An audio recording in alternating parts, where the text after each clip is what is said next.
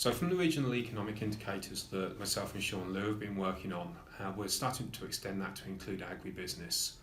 But within that, we're also seeing some relationships in terms of spatial and geographic trends. We've got very clear clusters formed around the greater capital city statistical area, so that's the Sydney suburbs and up into the central coast.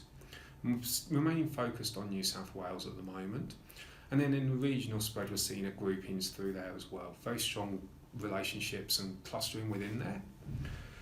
Expanding on that though, we've started to look into specialisation by industry, and we're starting to see a similar pattern of specialisation in both the greater capital city statistical area and into the regional areas.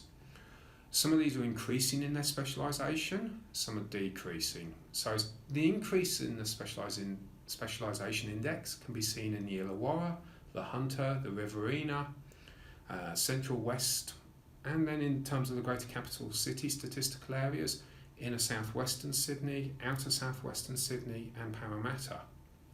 However, the decrease in the specialisation index can be seen in the New England Northwest, the mid-north coast and the capital region.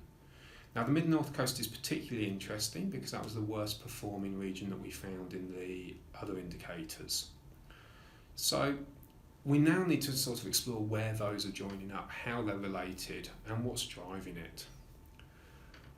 We are seeing though that some of these high specialisation indexes can lead to problems. There's been some reports out through the Productivity Commission on transitioning regional economies, and they're starting to highlight some of these highly specialised areas as having problems, to the extent that the far west and some of the Sydney suburbs such as Fairfield and Cabramatta, they're all exhibiting the same sort of lack of adaptability. So what we know at the moment is agribusiness is more than just agriculture, fishing and forestry, but can include professional services, manufacturing and other supporting industries. And what we need to explore next is how all of that relates into these regional economic indicators and these specialisation indexes.